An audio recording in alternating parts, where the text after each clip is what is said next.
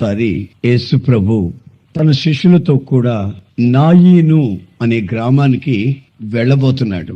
ఆ ఊరి పొలిమేరల్లోకి వచ్చేసరికి ఆయనకు ఏడుపుల శబ్దం వినబడింది, ఎవరో ఏడుస్తున్నట్లు. వెంటనే ఆయనతో ఉన్న వాళ్లతో చెప్పాడు ఆయన, బాబు, నాతో ఉన్న ప్రజలారా, మీరు మీ పాటలు ఆపండి, నాకు ఎక్కడి నుంచో ఏడుపుల శబ్దం వినబడుతుంది అన్నాడు. మరి కాసేపటికి ఊళ్ళో నుంచి ఒకడిని పాడిగట్టి తీసుకుని వస్తున్నారు. ఆ పాడి వెంట ఉన్న వాళ్ళంతా ఏడుస్తున్నారు, గుండెలు బాదుకుంటూ ఏడుస్తున్నారు. ఇలా గుండెలు బాదుకుంటూ ఏడుస్తూ వస్తుంటే యేసు ప్రభు వాళ్ళని, ఆగండి, ఎక్కడికి మీరు వెళ్తున్నారు, మీరు ఎందుకు ఏడుస్తున్నారు అని వాళ్ళని అడిగాడు. అప్పుడు వాళ్ళు అన్నారు, అయ్యా, మీరు చూస్తూ ఉన్నారు కదా, ఈ సచ్చినోడు సావగా నిన్నటి రోజున ఈ క్షణం వరకు మా ఏడుపులు ఆగలేదు బాబు. వీడిని తీసుకెళ్లి పాతి పెడితే, వీడిని తీసుకెళ్లి దహనం చేస్తే మాకు విశ్రాంతి ఉంటుంది బాబు. వీడిని తీసుకెళ్లి కాల్ చేస్తే, లేకపోతే పాతి పెడితే మాకు విశ్రాంతి ఉంటుందయ్యా. అందుకని ఊరు బయటికి మేము వెళుతున్నాం, సమాధులతోటికి వెళ్తున్నాం అని వాళ్ళు అన్నారు. ఓహో, మీరు మరణంతో ఉన్నారు గనుక మీరు ఏడుస్తున్నారా? మరి యేసయ్యతో ఉన్న వాళ్ళని చూసి మీరు సంతోషంగా, ఆనందంగా కీర్తనలు పాడుకుంటూ ఉత్సాహంగా ఉన్నారే, మరి మీరంతా ఉత్సాహంగా ఎందుకున్నట్లు అని వాళ్ళని అడిగాడు. అప్పుడు వాళ్ళు చెప్పారు, మేము సజీవుడు అయిన జీవాధిపతివైన, జీవాన్ని సమృద్ధిగా ఇవ్వగలిగిన నీతో ఉన్నాం గనుక మేము మా కన్నీళ్లు తొలగి, మా రోగాలు బాగయి, మమ్మల్ని పట్టి పీడిస్తున్న దయ్యాల నుంచి మేము విడుదల పొంది మేము ఆనందంగా పరవశం చెందుతూ మీ వెంట నడుస్తున్నామయ్యా అని వాళ్ళు అన్నారు. గమనించండి, యేసుతో ఉన్న వాళ్ళు పాటలు పాడుకుంటూ ఊళ్ళోకి వెళ్ళబోతున్నారు. మరణముతో ఉన్న వాళ్ళు ఏడుస్తూ ఊళ్ళో నుంచి ఊరు వెలుపలికి వస్తున్నారు. పొలిమేరల్లో కలిశారు. ఈ రెండు గ్రూపుల ప్రజలు ఊరు బయట పొలిమేరల్లో కలిశారు. ఒక ప్రక్కన మరణం, మరో ప్రక్కన జీవాధిపతి అయిన యేసు.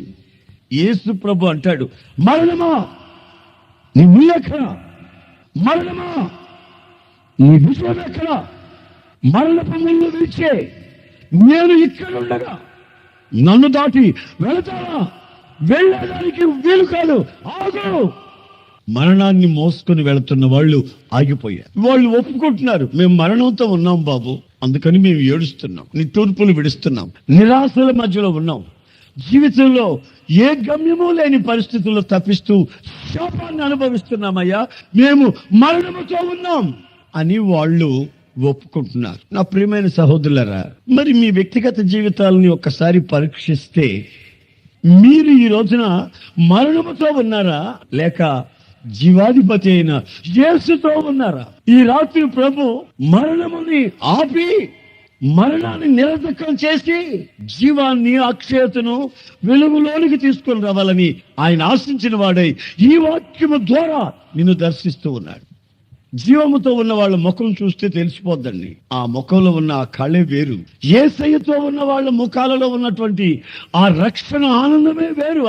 అది కొట్టొచ్చినట్టుగా కనబడిపోతుంది. కానీ మరణముతో ఉన్న వాళ్ళ పరిస్థితులు దారుణం. నేను మీలో చాలా మందిని చూస్తున్నాను మరణముతో ఉన్నట్లు. ఆ పాట గారు నాకు చెప్పింది ఏంటంటే, మంచి బిలీవరు అని. మంచి బిలీవర్ అని, మారు మనసు పొందినోడు కాదు, బాప్తిసం పొందినోడు కాదు, మంచి బిలీవర్ అని చెప్పాడు పాస్టర్ గారు. ఎందుకంటే డబ్బులు ఏమైనా ఎక్కువ ఇస్తున్నాడేమో నాకు తెలియదు, సందాలు బాగా ఇస్తున్నాడేమో. మంచి బిలీవర్ అన్నాడు. బాప్తిసం పొందేవా అని అడిగితే పొందలేదు అన్నాడు. రక్షణ పొందేవా అంటే పొంది ఉన్నాను అని అనుకుంటూ ఉన్నాను అన్నాడు. రక్షణ పొందావా తమ్ముడా, బ్రదర్? రక్షణ పొందావా? రక్షణ పొంది ఉన్నానని అనుకుంటూ ఉన్నాను. పెళ్ళయిందా? అయింది. ఎప్పుడో 90వ సంవత్సరం ఏ నెల? జూన్ నెల. పెళ్ళయిందా? అయింది అని చెప్పొద్దురా, అయిందని అనుకుంటూ ఉండు.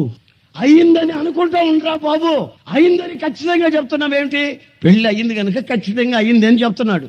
రక్షణ పొందలేదు కనుక రక్షణ పొంది ఉన్నాను అని అనుకుంటూ ఉన్నాను.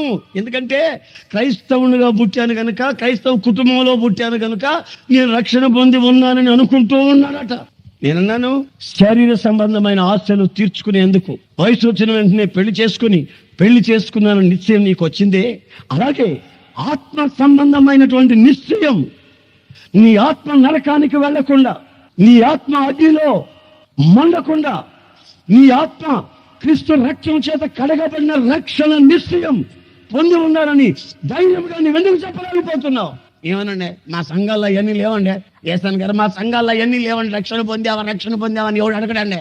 మీ పాస్టర్లకు ఉండే రోగమే ఇదే. పాస్టర్లకు ఉండే రోగం అంట రక్షణ పొందావా అని అడగడం. రక్షణ పొందావా అని అడగకపోతే నీ వ్యక్తిగత జీవితం నరకంలో వెళ్తుంటే, నీ ఆత్మ చావకుండా, పురుగు చావకుండా, అగ్ని ఆరకుండా నీ జీవితం అంతా శాపంగా మారుతుంటే చూస్తూ ఊరుకోవల్ల. రక్షణ పొందినవాడు, రక్షణ పొందావా లేదా తమ్ముడా? ఏ వాక్యం చేత రక్షించబడ్డావు? ఎప్పుడు నీ పాపాల నిమిత్తమై పశ్చాత్తాపడ్డావు? ఎప్పుడు నీ అక్రమాన్ని వదిలావు? ఎప్పుడు నీ శాపంలోంచి నువ్వు వెలుపటికి వచ్చావు? చీకటిలో నుంచి వెలుగులోనికి వచ్చిన రోజు ఎప్పుడు అని అడగాలి. అడిగి తెలుసుకోవాలి. అది పాస్టర్లకు ఉండే రోగం కాదు, నీకుండే పాపములో ఉండే రోగం. అది మరణముతో పెరుగులాడుతున్న రోగం నీకుంది, అది పాస్టర్లకు లేదు. కనుక నీవు రక్షణ పొంది ఉండాలి. పాపములో కొనసాగేవాడు, పాపములో జీవిస్తున్నవాడు బ్రతికి ఉన్న సచ్చిన వాణితో సమా. ఆ మధ్య నేను మద్రాసులో చర్చికి వెళ్ళా. ఆ చర్చి ఎప్పుడు నిండలేదంటండి, ఆ రోజు నిండింది. ఫుల్గా వచ్చారు జనం. ఆదివారం ఉదయం ఆరాధనకి నేను అక్కడ ఉన్నా. ఏం జరిగిందో తెలుసా? వాక్యం చెప్తా ఉంటే ఒకతను అక్కడ కూర్చున్నాడు. కళకళలాడుతున్న ముఖం, నవ్వుతున్నాడు. నేను చెప్పే మాటలంతా మళ్ళీ రిపీట్ చేస్తున్నాడు. నేను ఏ మాట చెప్తే దాన్ని మళ్ళా అంటున్నాడు. పర్వాలేదు, ఒక్కడన్నా వింటున్నాడు. వీళ్ళంతా సీరియస్గా చూస్తా కూర్చున్నారు నా ఎదుట. సీరియస్గా ఉన్నారు. వీళ్ళు ముఖాలంటే కళగలేదు. అతని మొహం బాగానే కళగా ఉంది. పర్లేదులే, నేను చెప్పిన మాట మళ్ళా చెప్తున్నాడని అనుకుంటూ నేను చెప్తానే ఉన్న వాక్యం. ఆ రోజు అంతలో ఆ చర్చిలో 4 కుర్రోళ్ళు ఉన్నారు. వాళ్ళు నెమ్మదిగా లేచి వచ్చి 2 రెట్లు పట్టుకుని, జుట్టు ఒకడు పట్టుకుని గతగతగా తీసుకెళ్ళిపోయారు బయటికి. చర్చి బయటికి తీసుకెళ్ళిపోతే పదలండ్రా అంటాడు అతను. వదిలేవలేవాయి అంటారు వాళ్ళు. వాళ్ళకి పెద్ద గొడవ జరుగుతుంది అక్కడ. అసలు అక్కడ జరిగిన గొడవ తర్వాత నేను తెలుసుకున్నా ఏం జరిగిందంటే, అతన్ని ఇంటికి వెళ్ళమంటారు వాళ్ళు. నువ్వు ఇంటికి పోయి పడుకో, నువ్వు ఇప్పుడు ఫుల్గా దాగున్నావు, వెళ్ళి పడుకో, చర్చిలో రావద్దు, వెళ్ళి పడుకో. ఒరే నేను సంఘ పెద్దనైతే అంటాడు ఆయన. సంఘ పెద్దనైతే అయ్యావు కానీ ఇంటికి పో, నా మాటిని ఇంటికి పో. గెస్ట్ స్పీకర్ వచ్చినాడు, మేము వాక్యం వినాలని వచ్చాం, నా మాటిని ఇంటికి వెళ్ళా అంటే, ఆదివారం ఆరాధనలో లేకుండా ఇంటికి పోమంటామంటారా? నేను పుట్టిన తర్వాత నా జీవితంలో ఇప్పటికీ ఆరాధన మానలేదురా. ఆదివారం ఆరాధన మానినోడు పనికి మాల దున్నపోతురా. ఆదివారం ఆరాధన నేను మానలేదురా. వెళ్ళమాటావేంట్రా దేవుని వాక్యం వింటుంటే? వాళ్ళు అంటారు, నువ్వు ఆరాధన మానవో, సారాయి మానవో, ఆరాధన మానవో, సిగరెట్ మానవో, ఆరాధన మానవో, ఆ కొంపకెళ్ళడం మానవో, నా మాట వెళ్ళు, నీ అలంగా అన్నాడు. అక్కడే నిలబడుకొని నేను చెప్పే వాక్యం యమాశ్రద్ధగా వింటున్నాడు. అక్కడ రోడ్డు ఇది చర్చి బయట అక్కడ నిలబడుకొని వింటున్నాడు. ఇంటికి పోడండి, పొరపాటున పోడు, ఆరాధన వదిలిపెట్టి పోడు. ఎందుకంటే సంఘాల తర్వాత లెక్క పెట్టాల్సింది ఈయనే. ఎట్లా వెళ్తాడు? వెళ్ళడో ఆ సంఘ పెద్ద. ఎందుకు వెళ్తాడు? వెళ్ళడో వెళ్ళరా అని అక్కడ నిలబడుకొని నా వాక్యం వింటా ఉన్నాడు. నేను శ్రద్ధగా వింటాను. నేను ప్రసంగం చేసేవాడిని చేయకుండా మధ్యలో ఒక చిన్న పాట పాడేసరికి ఈ వాయించే వాళ్ళు ఉన్నారే, ఈ వాయించేవాడు అక్కడ లేడు. వాళ్ళు సినిమాకి వెళ్ళిపోయారు. వాయించినంతసేపు వాయించారా వాళ్ళంతా సినిమాకి వెళ్ళిపోయారు. వాళ్ళు ఎవరు ఒక్కరు లేరు. వాక్యానికి ఉండరాళ్ళు. వాయించినంతసేపే, ఆ పాటలు పాడినంతసేపే. మళ్ళీ వాళ్ళ సినిమాకి వెళ్ళిపోయారు. మార్నింగ్ షో అంట వెళ్ళిపోయారు. నేను పాట పాడేసరికి అది వాయించే వాళ్ళు ఎవరు కనబడకపోయేసరికి తాగుబోతున్నాడు, ఎదుగుదోదుగా అక్కడున్నాడే, ఆడికి భలే బాధ వచ్చి దుర్మార్గులు యాదవలం ఇట్లాంటి వాళ్ళు చర్చిలో చేరి కదా సంఘాలు పాడైపోతున్నాయి అంటున్నాడు ఆడు. అని ఏం చేశాడు తెలుసా? చిన్నగా అదుగు అడిదిరిగి ఇక్కడ నేను ప్రసంగం చేస్తుంటే ఇక్కడికి వచ్చాడు. ఇక్కడ కిటికీ ఉంది. ఈ సామాన్లన్నీ వాళ్ళు ఆ కిటికీలో పెట్టిపోతే వాడు అవతల నుంచి చర్చి బయటన్నాడు మనిషి. లోపలికి 2 చేతులు ఇట్లా పెట్టి, కంజిరేది ఇదిగో కంజిరా, నేను పాడుతుంటే కంజర కొడుతున్నాడు. ఊగి కంజర కొడుతున్నాడు. నేను యమ పాడుతున్న పాట. నాకు తాగుపోతాడంటే మహా ఇష్టమైపోయింది ఆ రోజు. ఎందుకంటారా? మొక్కలు లేడు. వీళ్ళంతా సినిమాకి వెళ్ళిపోయారు. కొట్టినంతసేపు కొట్టారు, వెళ్ళిపోయారు. అవతల ఒక్కడు మారు మనసు పొందిన లేడు ఆ చర్చిలో. ఒక్కడు మారు మనసు పొందిన లేడండి. నాకు చాలా సిగ్గైపోయి, అవమానం అయిపోయి, మరి ఈ తాగుపోతాడు ఒక్కడి మీద నాకు ప్రేమ వచ్చింది. కారణం ఏంటంటారా? మనిషి అవతలే ఉన్నాడు, లోపలికి పెట్టాడు, తాళం చక్కగా వేస్తున్నాను, నేను పాట పాడుతున్నానండి. నా ప్రియమైన సహోదరులారా, కొందరిని మెడబెట్టి గెంటినా వాళ్ళ సంఘాలు వదిలిపెట్టి పోరు, వాళ్ళ బతుకుని మార్చుకోరు. వాళ్ళని గురించే బైబిల్లో రాసి ఉంది, మీ అక్రమముల చేత, మీ పాపముల చేత, మీ యొక్క అపరాధముల చేత నేను సచ్చిన వాడై ఉండగా ఆ చావులో నుంచి యేసయ్య బ్రతికించాలని చావును నిరతకం చేసి జీవము అక్షయత సమృద్ధిగా ప్రసాదించాలని మరణమా ఆగు, నన్ను దాటి వెళ్ళకు. ఈ కన్నీటికి కారణం ఏంటో, ఈ శాపానికి కారణం ఏంటో నేను తెలుసుకోవాలి. మరణాన్ని నన్ను దాటిపోనేవారు, నేను మరణపు ముళ్ళను విరిచేవాడిని అని సవాలు చేస్తూ నిలబడ్డాడు. Praise the Lord. Amen, amen. కొందరు ఈ రోజున పాపములో సచ్చి ఉన్నారు, పాపంలో సచ్చి ఉన్నారు. అయినా చర్చి కార్యక్రమాల్లో అన్నిట్లో పాలు పొందుతా ఉన్నారు. కానీ వాక్యం అంటుంది, వీడు సచ్చినోడు, రక్షణ నిశ్చయం లేకుండా బ్రతుకుతున్నాడు, క్రైస్తవ్యానికే అవమానాన్ని కలుగు చేస్తున్నాడు, దేవుని సంఘానికే అవమానాన్ని తెచ్చిపెడుతున్నాడు, గనుక వీడు బ్రతకాలి. నా ప్రియమైన సోదరులారా, అనేక మంది కుటుంబాలలో ఈ రోజున కన్నీళ్లకు కారణం ఏంటి? ద్వేషాలకు కారణం ఏంటి? ఆ సాక్ష్యం లేని కంపు కొడుతున్న బ్రతుకుకి కారణం ఏంటి? పిల్లలు విచ్చలవిడిగా ప్రవర్తిస్తూ జీవితాలు శాపంగా మార్చుకోవటం కారణం ఏమిటి? ఆ ఇంట్లో మరణం విలయతాండవం ఆడుతా ఉంది. నీ వ్యక్తిగత జీవితాలను ఒకసారి ఈ రాత్రి పరీక్షించుకునే సమయం. ఆమేన్. యేసయ్య నిలబడ్డాడు. ఊళ్ళో నుంచి ప్రజలు శవంతో నడుస్తున్నారు, ఊళ్ళోకి యేసుతో కూడా వెళుతున్నారు. మధ్యలో ఒక బ్యాటిల్ ఫీల్డ్, మరణానికి జీవానికి మధ్యలో ఒక యుద్ధ రంగం. ఆ యుద్ధ రంగంలో ఆయన ఒక్కొక్కరిని పరిశోధిస్తున్నాడు. వీళ్ళు ఎందుకు అడుస్తున్నారు, వీళ్ళు ఎందుకు అడుస్తున్నారు, వీళ్ళ ఏడుపుకి కారణాలు ఏమిటి? కొందరు శవంతో ఉన్నారే గాని వాళ్ళ కారణాలు వేరుగా ఉన్నాయి. వాళ్లే పాపంలో శాపంలో చచ్చి కంపు కొట్టిపోతున్నారు, గనుక వాళ్ళు కన్నీళ్లతో ఏడుస్తూ వస్తున్నారు. మరి ఇంకొక సంగతి కూడా బైబిల్లో తేటగా రాసింది. అదేమిటంటే, తిమోతి రాస్తున్నాడు ఈ మాటని, దైవజనుడైన తిమోతి రాస్తున్నాడు. ఏమని రాస్తున్నాడు చదవండి. 1 తిమోతి పత్రిక 5:6. తిమోతి 1 పత్రిక 5:6. సుఖభోగముల యందు ప్రవర్తించునది బ్రతుకుచుండియో అయ్య బాబా, ఇదేంటిది? ఏం మాట ఇది? సుఖభోగాల యందు ప్రవర్తించువాడు, స్త్రీ అయినా పురుషుడే అయినా, సుఖభోగాల యందు ప్రవర్తించే వాళ్ళు ఎవరైనా సరే వాళ్ళు బ్రతికి ఉన్నా వాళ్ళు సచ్చిన వాళ్ళు అని వాక్యం చెప్తుంది. మీరు బాగా గమనించాలి. ఇంతకుముందు నేను చెప్పిన మాట ఏంటంటే, పాపములో అక్రమంలో ఉన్న వాళ్ళు సచ్చిన వాళ్ళు, బతికిలేరు. అందుకే వాళ్ళ జీవితాలు కంపు, అందుకే వాళ్ళ కుటుంబాల్లో శాపం, దరిద్రత, రోగం, జీవితంలో కన్నీళ్లు, నమ్మకలేని పరిస్థితి. ఇది రెండవ రకమైన ఇది ఒక మరణం. పరోక్షంగా, ఇండైరెక్ట్ గా దేవుని వాక్యం హెచ్చరిస్తుంది. దైవజనుడు తిమోతి చెప్తున్నాడు, ఇదిగో సుఖభోగాలు యందు ప్రవర్తించువారు, బతికినా సచ్చినోళ్లే. అంటే సుఖభోగాలు యందు ప్రవర్తించే వాళ్ళు అంటే అర్థం ఏమిటి? ఒకవేళ మీరు నన్ను అడగొచ్చు, సుఖభోగం అంటే ఎలా ఉంటుంది బాబు? మా ఇంట్లో ఫ్యాన్ ఉంది, అది సుఖమా? సోఫా ఉంది, సుఖమా? అయ్యా, పొయ్యి తీసేసి బొగ్గులు లేకుండా ఇప్పుడు గ్యాస్ తిప్పుకుంటున్నాం, అది సుఖమా అని మీరు అనొచ్చు. ఒకప్పుడు సైకిల్ మీద తిరిగేవాడిని, స్కూటర్ కొన్నాను, స్కూటర్ కొంటే సుఖమా అని మీరు అనొచ్చు. సుఖభోగం అంటే ఏంటో నేను చెప్తాను, దాని నిర్వచనం చెప్తాను, ఆలకించండి. మీకు ఇలాంటి సంగతులు ఎవరు చెప్పరు. సుఖభోగం అంటే ఏమిటంటే, నడిచి నడిచి నడిచి నడిచి నెత్తిన మూట పెట్టుకొని వ్యాపారం చేసుకుంటున్నాడు. అక్కడ ఆడ ఏమనుకుంటాడో తెలుసా?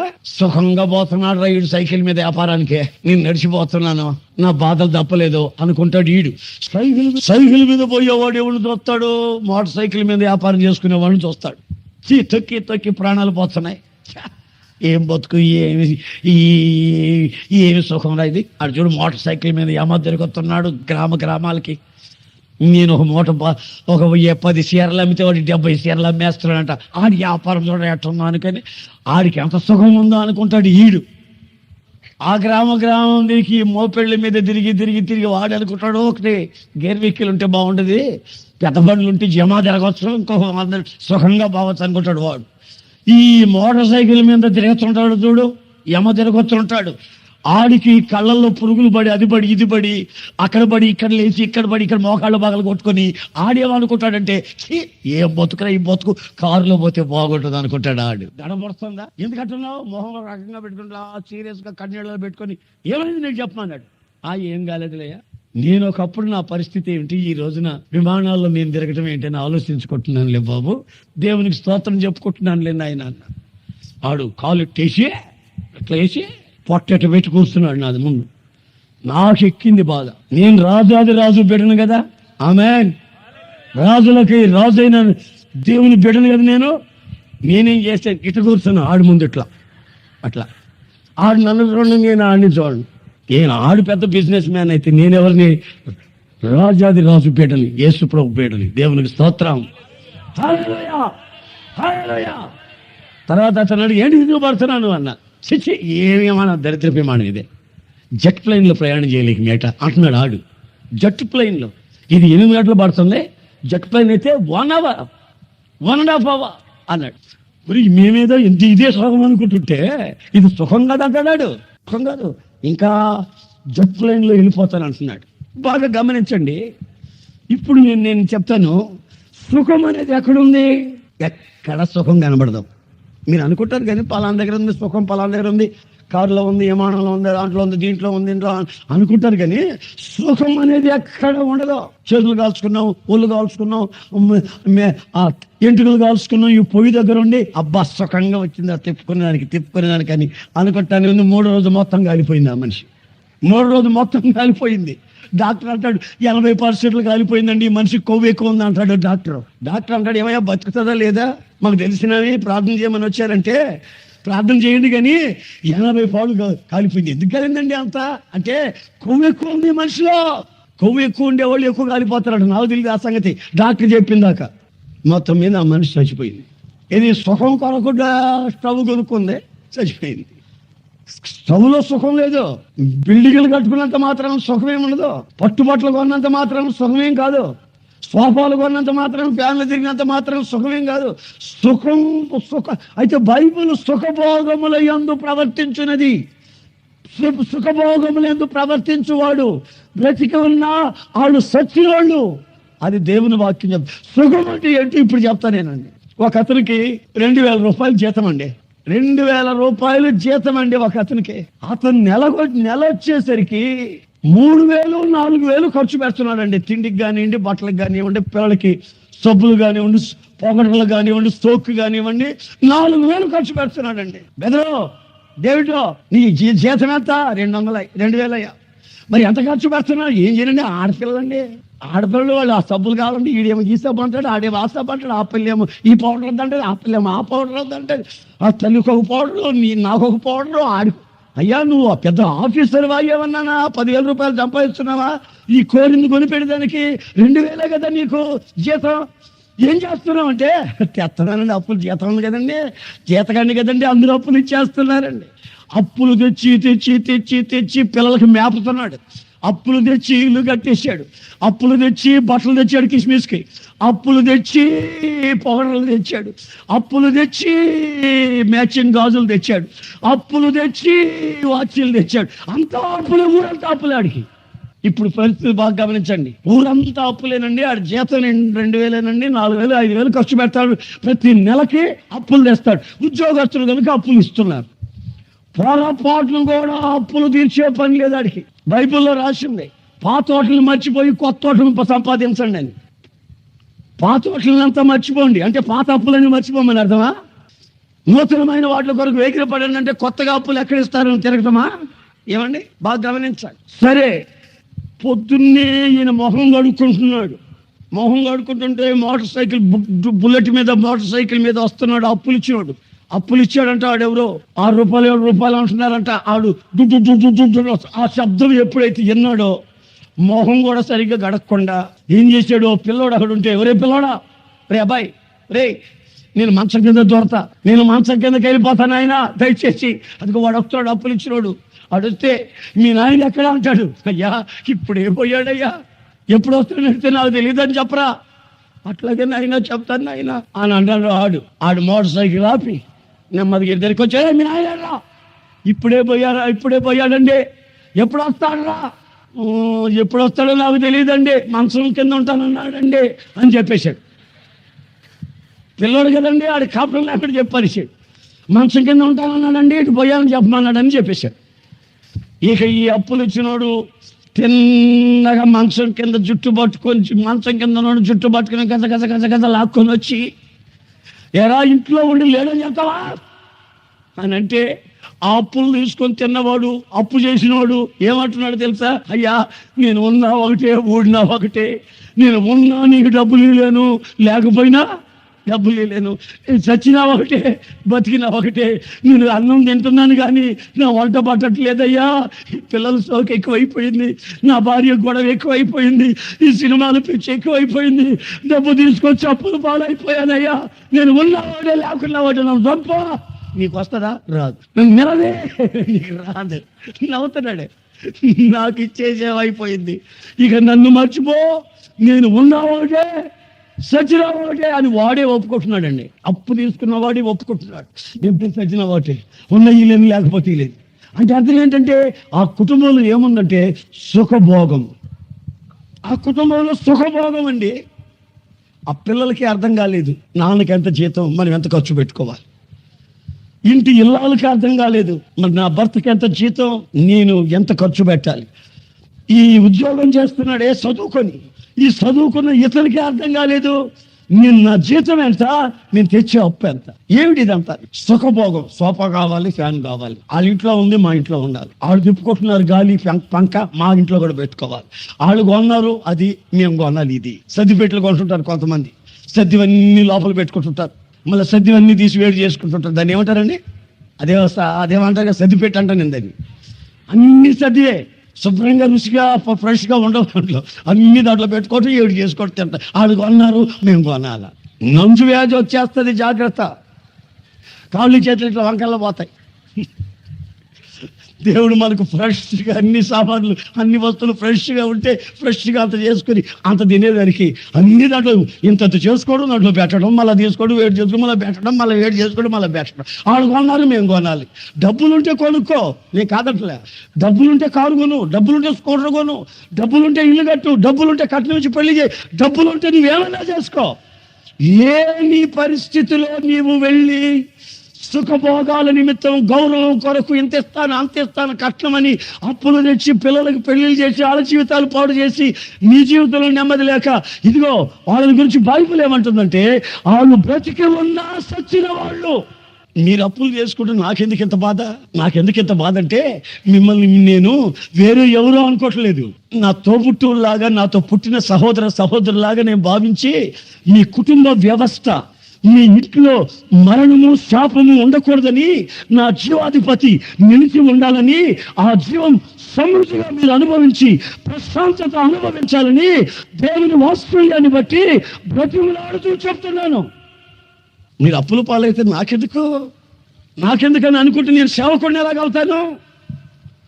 నా ప్రజలు మనసుని మార్చుకోవాలి, నా ప్రజలు మారు మనసు పొందాలి, నా ప్రజల కుటుంబాలు ప్రశాంతంగా జీవించాలి, నా ప్రజల యొక్క పిల్లలు బల్ల చుట్టూ ఒలివ మొక్కల వలె ఆశీర్వదించబడాలి. దేవుడు ఈ రోజుల్లో నన్ను బ్రతికించి సేవకుడిగా వచ్చినందువల్ల ఆ సేవా ధర్మాన్ని, ఆ మాటని నేను మీ మధ్యలో చెప్పకుండా ఉండలేను. ఎవడో ఒక మూర్ఖుడు నన్ను అడిగాడు, అయ్యా మేము సీరియల్ అయితే నీకెందుకో అన్నాడు. నేను సినిమాలు చూడి తిరిగితే నీకెందుకో అన్నాడు. నోరుమోయ్, నువ్వెవడవయ్యా? ఎవడవే? భారతీయుడికి. నేను భారతీయుడిని. ఆమేన్. నేను భారతీయుడిని. నువ్వు తెలుగువాడివి, నేను తెలుగువాడిని. తెలుగు, అరవం, మలయాళం ఈ భాషా వ్యత్యాసాలు కదా, మనం భారతీయులు. ఈ భారతీయుడు నశించిపోతుంటే చూస్తా ఊరుకుంటాడా? మరో భారతీయుడు మరొకడు నాశనం అవుతుంటే చూస్తా ఊరుకుంటాడా? తాగి తందనాడుతుంటే దేశానికి క్షేమం కలుగుతుందని నేను అనుకుంటానా? పేకాడుతుంటే, పేకాటికి లైసెన్సులు ఇస్తే పేకాటగాళ్ళు బాగుపడతానని నేను అనుకుంటానా?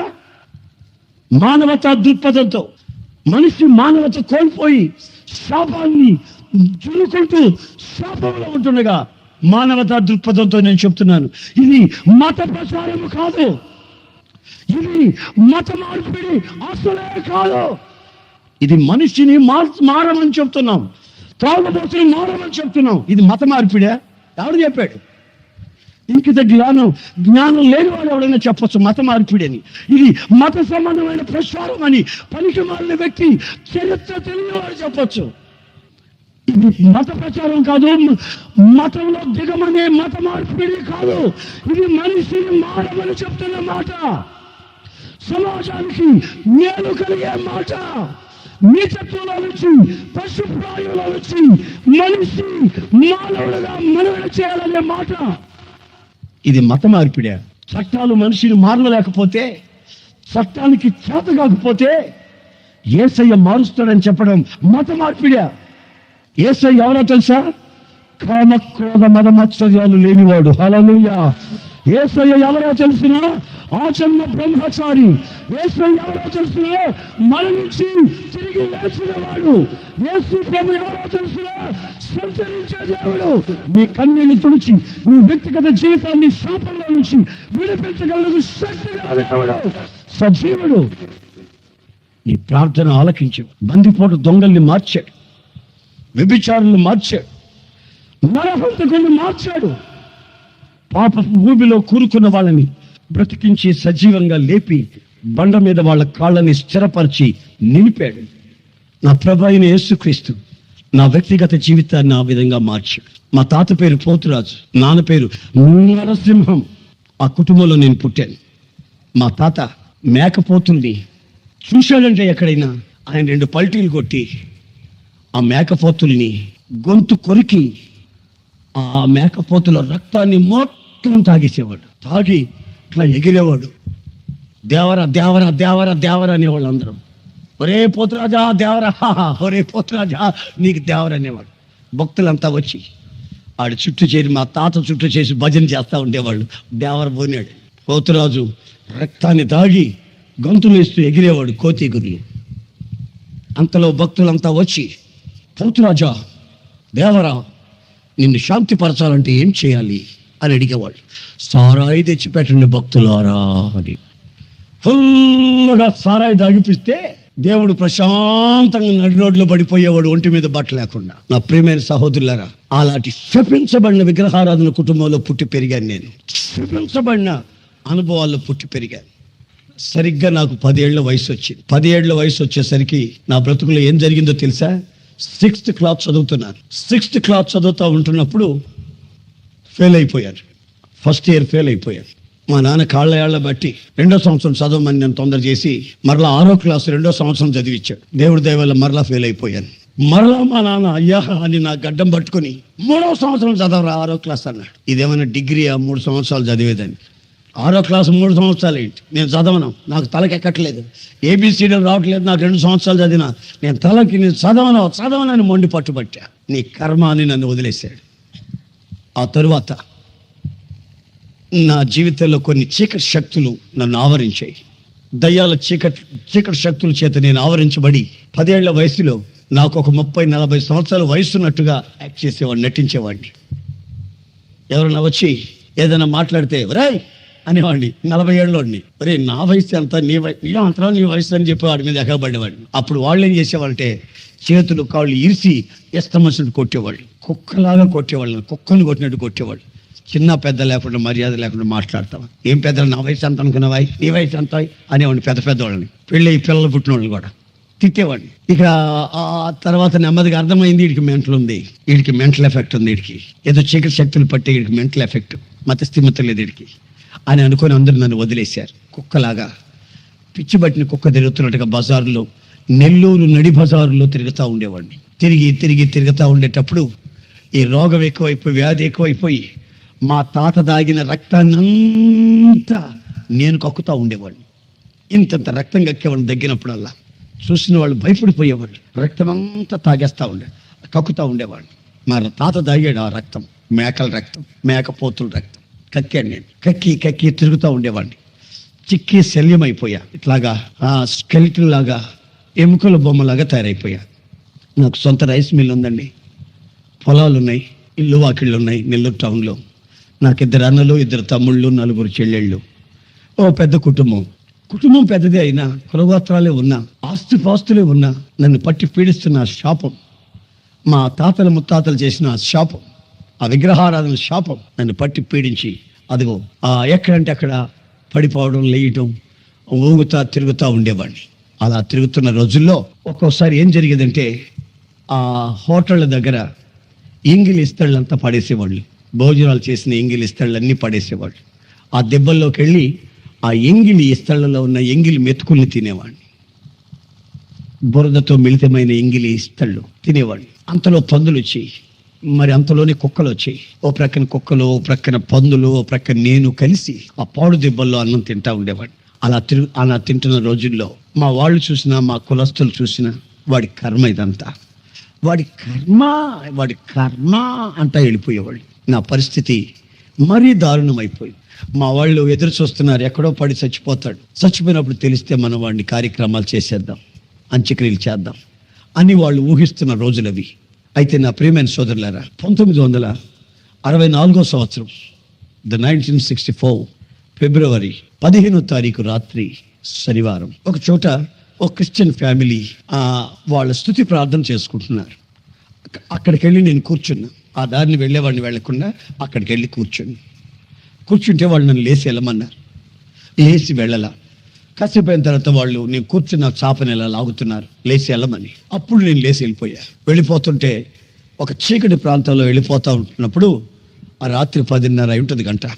ఆ సమయంలో సడన్గా ఒక వెలుగు ఆకాశంలో నుంచి అలా ఒక వెలుగు మెరిసినట్టుగా నా దగ్గరకు వచ్చాడు అనిపించి, ఆ వెలుగులో ఒక ముఖం, చక్కటి ముఖం నాకు కనిపించడం నేను నా కళ్ళారా చూశాను. ఆ ముఖాన్ని ఎప్పుడైతే కళ్ళారా చూశానో మరుక్షణం ఆ వెలుగు, ఆ ముఖం మరుగైపోయింది. నా తల గిర్రమని తిరిగినట్టు అనిపించింది. నా మతి స్థిమితం లేని పరిస్థితి మతి స్థిమితంగా మారిపోయి మామూలు మనిషిని అయిపోయాను. దేవునికి స్తోత్రం, హల్లెలూయా. మామూలు మనిషిని ఎప్పుడైపోయానో గడగడగడలాడుతూ నా ఇల్లు ఎక్కడ, నా అన్న లేరి, మా నాన్న అమ్మ ఎక్కడున్నారు, ఏమిటి అని ఆలోచించడం ప్రారంభించా. అప్పుడు నాకు సరిగ్గా 17 సంవత్సరాల వయస్సు. 10 సంవత్సరాల నుండి 17 సంవత్సరాల వరకు భయంకరమైనటువంటి శపించబడినటువంటి బ్రతుకుని నేను బ్రతికాను. ఒక ఇష్టమైన దౌర్భాగ్యమైన బ్రతుకుని బతికాను. ఆ ప్రభువు నన్ను దర్శించినట్టు నాకు తెలియక తిన్నగా నేను ఇంటికి వెళ్ళి నా ఇంట్లో పడుకున్నాను. ఆ ఇంటి బయట పడుకున్నాను. పొద్దున్నే మా వాళ్ళంతా లేచి, ఎవరి గదిలో నుంచి వాళ్ళు లేచి నన్ను చూస్తున్నారు. చూస్తే వాళ్ళకేమీ అర్థం కాల. చూసిన వాళ్ళు ఎవరు నన్ను పలకరించలా. కన్న తల్లి కూడా నన్ను పలకరించలా. కన్న తల్లి పలకరించలేదండి. బైబిల్లో రాసి ఉంది, కన్న తల్లి నిన్ను మరిచినా నేను నిన్ను మరువను అని. కన్న తల్లి నన్ను మర్చిపోయిందండి. మర్చిపోయినట్టుగా నన్ను చూస్తుంది కానీ పలకరించాల. తోబుట్టువులు పలకరించాల. ఎవరు నన్ను పలకరించలేదు. అలా చూస్తున్నారు పొద్దున్నే లేచి. ఇక అంతే. నేను మా బావి దగ్గరికి వెళ్ళి స్నానం చేసి మా రెండో అన్నయ్య బట్టలు వేసేసుకొని ఇల్లు వదిలిపెట్టి మళ్ళీ రోడ్లోకి వెళ్తుంటే ఎవరు పలకరించలా. ఏరా ఎక్కడికి వెళ్తున్నావు అని అడిగిన వాళ్ళు కాదు. ఆ రోజు ఆదివారం. నేను తిన్నగా ఒక ప్రార్థన, ఆ రాత్రి కలిసేనే ఆ ప్రార్థన ఇంటి దగ్గర కూర్చున్నని అక్కడికి వెళ్ళి వివరాలన్నీ చెప్తే వాళ్ళు చెప్పారు, నశించిన దాన్ని వెతికి రక్షించిన యేసయ్య నిన్ను రక్షించాడు బాబు, ఆయనే కనిపించాడు నీకు. ఆ వెలుగు యేసయ్య వెలుగయ్యా. గనుక ప్రభు నిన్ను ప్రత్యేకించి ఆహ్వానించాడు. ఈ చిన్న వయసులో మోకరించి ప్రార్థన చేస్తారని వాళ్ళు మోకరింప చేసి నన్ను వాళ్ళ తల మీద చేయించి ప్రార్థన చేశారు. ప్రార్థన చేసి వాళ్ళు నాతో ఒక మాట అన్నారు, అయ్యా తమ్ముడు, నీ కొరకు నేను ప్రార్థన చేస్తుంటే నీ ఎదుట పచ్చటి పొలం, నేను ఎంత దూరం కళ్ళతో చూస్తానో అంత దూరం పచ్చటి పొలం నీ ఎదుట కనబడుతుందయ్యా అని వాళ్ళు నాతో చెప్పారు. అప్పుడు దాని అర్థం ఏమిటని అడిగితే వాళ్ళు చెప్పలేకపోయారు. ఈరోజు నేను చూస్తున్నాను, మిమ్మల్ని నేను చూస్తుంటే చదువుకున్న వాళ్ళు, ఉద్యోగస్తులు, సంస్కారం ఉన్నవాళ్ళు, ఇంతో అంతో ఒక పరిస్థితిలో క్షేమంగా బ్రతుకుతున్న మీరంతా నేను ఈ ఎర్రోడు పిచ్చోడు చెప్తున్న మాటలు మీరు వింటున్నారంటే నిజంగా ఆ పొలం ఇదేగానేమో అని అనిపిస్తుంది. ప్రతి చోట ప్రపంచంలో ఎక్కడికి వెళ్ళినా, ఏ కంట్రీకి వెళ్ళినా ప్రజలు ఈ విధంగా వచ్చి అదిగో నేను చెప్పే మాటలు వింటుంటే నాకు ఆశ్చర్యం, ఏమిటిదంతా. అప్పట్లో మన పితరులు పాడారు ఒక పాట, మీకు గుర్తుందో లేదు కానీ నేను మర్చిపోలేని ఈ పాటలన్నీ. ఏం పాటో తెలుసా? వారిలో ఒంటరి అయినా వాడు 10 వందలగును, దారిలో ఒంటరియైనా వాడు 10 వందలమును ఎన్నికలోనివాడు బలమైన జనమగును. మన పితరులు పాడారు పాటలు, ఊరికినే పాడారా? సంవత్సరాలు తరిగిపోతున్న ఈ పాటలు పాడుకుంటుంటే హృదయం మైమరిచి ఉప్పొంగిపోతుంది. అనుభవాలతో, దేవుని వాక్యపు ఆధారాలతో, చక్కటి అర్థాలతో వాళ్ళు పాడిన ఆ పాట నా వ్యక్తిగత జీవితంలో అక్షరాల నెరవేరింది.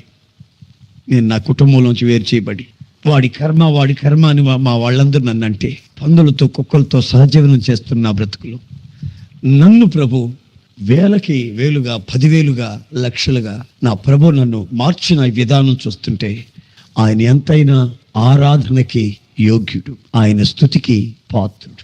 ఆయన పేరు నజరేయుడైన యేసు. ఆ యేసయ్య నా జీవితంలో ఇలా కొత్త మలుపు తిప్పాడు. మా వాళ్ళు ఆ తర్వాత ఏ దేవుడైతే ఏమైంది, ఆడు మారాడు, మనకు అంతే చాలు. ఆరోగ్యం వచ్చింది, బాగుపడ్డాడు, అంతే చాలు, అంతే చాలు, అంతే చాలు అన్నట్లుగా వాళ్ళు ఆగిపోయారు. ఆ తర్వాత నేనేం చేయాలా? టైర్ కంపెనీకి వెళ్ళటమా, రైస్ మిల్కి వెళ్ళడమా, బిజినెస్లో ఏదైనా ఒక బిజినెస్ చేయడమా, అన్నలతో కలిసి, నాన్నతో కలిసి ఏం చేయాలని అనుకుంటూ ఉన్నటువంటి రోజుల్లో నా ప్రభు స్వచ్ఛంగా కొన్ని నిదర్శనాలు నా జీవితానికి చూపెట్టడం ప్రారంభించాడు. నా ప్రియమైన సహోదరులారా, ఓ రోజున మా ఇంట్లో నేను ఇలా మోకాళ్ళ మీద, ఇదిగో ఇలాగ మోకాళ్ళ మీద ఉండి ఆ ఉపవాస ప్రార్థన చేసుకుందామని నా గదిలో, నాకున్న ప్రత్యేకమైన గదిలో తలుపులు వేసి నేను ఇలాగ మోకరించి ఉపవాస ప్రార్థనకని కూర్చున్నాను.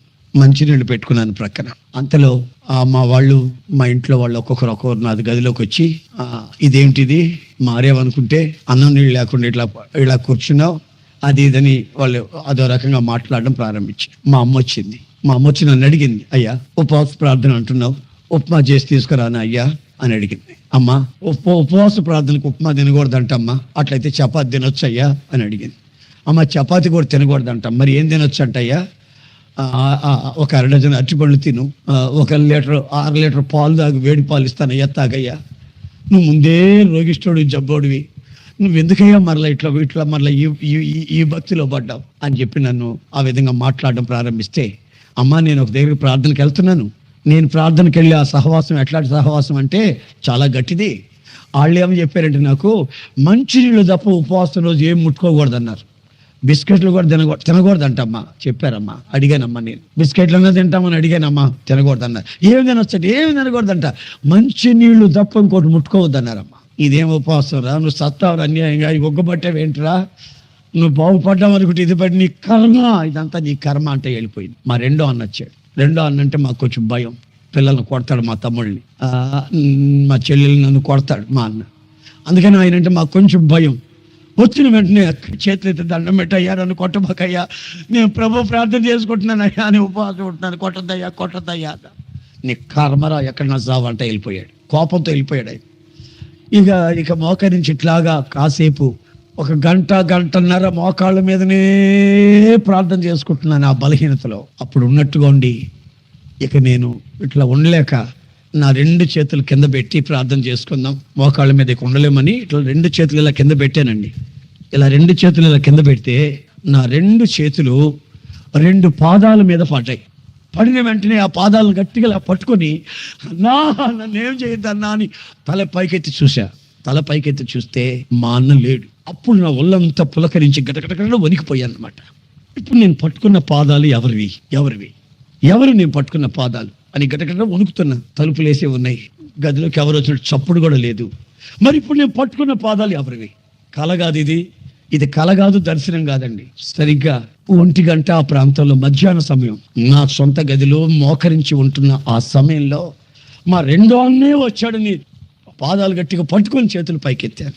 నా ప్రియమైన సహోదరులారా, ఇవి పుక్కిటి పురాణాలు కావు, కల్పిత కథలు కావు.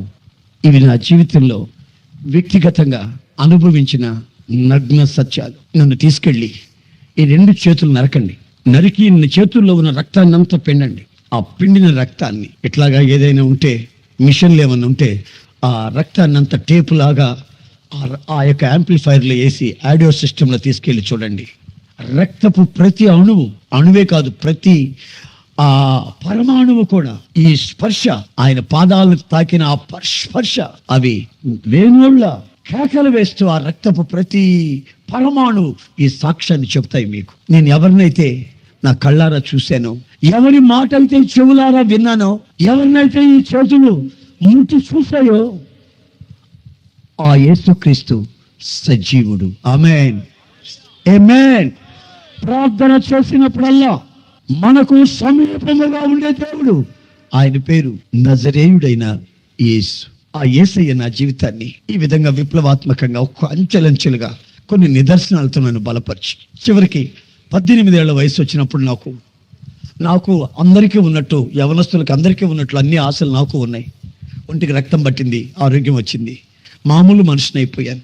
అందరికీ ఉన్నట్లు ఆశలు నాకు ఉన్నాయి, వ్యాపారాలు ఉన్నాయి, డబ్బు ఉంది, అన్నదమ్ముళ్ళు ఉన్నారు, అంతా క్షేమంగా ఉంది. నేను ప్రభువుకి సాక్షిగా బ్రతకాలని నిబంధన చేసుకుని ప్రభువుకి సాక్షిగా బ్రతుకుతూ ఉన్న ఆ రోజుల్లో సంవత్సరం తిరిగి రాకమునిపే ప్రభు తేటగా నాతో మాట్లాడాడు. ఏమని? ఇదిగో, నీవు నన్ను వెంబడించు, నా సేవ చేయి. నేను ఎందుకు బాగు చేశానో తెలుసా? నీ ద్వారా వేవేల కొలది ప్రజల్ని బాగు చేయాలని నేను ఏర్పరచుకున్నాను. నా శక్తిని ప్రతిబింబించాలని. అందరూ యేసయ్య రక్తంలో రక్షణ ఉందని చెప్తున్నారు, గాయాలు విడిచిపెడుతున్నారు. గాయాలు లేకుండా రక్తం ఎలా వచ్చింది? గాయాలే కదా ముందు, రక్తం ఆ తర్వాతే కదా. గనుక రక్తములో, యేసు రక్తములో ఆత్మకి రక్షణ ఎంత నిజమో, ఆయన గాయాలలో స్వస్థత కూడా అంతే నిజం. దీన్ని వేరు చేయకూడదు, గాయాన్ని రక్తాన్ని వేరు చేయకూడదు. గనుక నీవు వెళ్ళి నా యొక్క గాయాలలో విడుదల ఉందని, నా రక్తంలో రక్షణ ఉందని, ఇవి రెండింటిని కలిపి ప్రసంగం చెయ్యి. ప్రభు, నేను చదువులేదు కదా నాయన, చదువుకున్న 6వ క్లాస్ అక్షరాలు కూడా మర్చిపోయాను, మరి నేను ఏమిటి మీ సేవ చేయటం ఏంటని ఏడ్చాను. ప్రభు అన్నాడు, నేను నీకు తోడై ఉంటాను, నేను నీ వెనువెంట ఉండి కార్యాలు చేస్తాను, నువ్వు వెళ్ళు. నీవు మెంటల్ ఎఫెక్ట్తో పిచ్చోడై బజార్లో తిరుగుతుంటే నేను బాగు చేయలేదు, వెళ్ళు, సాక్ష్యం చెప్పు, బూదిగంతాలలో సాక్ష్యం చెప్పు, ప్రపంచమంతా సాక్ష్యం చెప్పు. అనేకుల జీవితాల్లో నిస్పృహలు, నిట్టూర్పులు విడుస్తున్నారు, వాళ్ళ జీవితాల్లో మార్పును కలుగు చేసి నువ్వు వెళ్ళావు అని ప్రభు నన్ను గద్దిస్తే, ఆ రోజు నా ప్రభు అయిన యేసుక్రీస్తుకి నా 18వ ఏట నా 2 చేతులు పైకెత్తి, ప్రభువా, నన్ను పిలుస్తున్నావు, నీ సేవ చేస్తాను, నా వెనువెంటనే నన్ను నడిపించు. నేను కోరుకున్నది కాదు నీ సేవ, మీరు నన్ను రమ్మంటున్నారు గనుక నేను వస్తున్నాను. నన్ను కాచుకొని కాపాడాల్సిన బాధ్యత మీది గనుక మీ సేవలో బయలుదేరుతున్నానయ్యా అని నన్ను దర్శిస్తూ తిరుగుతున్నారు. ఆయన వెళ్ళిన ప్రతి చోట ఆయన అద్భుతాలు, మహత్కార్యాలు చేస్తూ వస్తున్నాడు.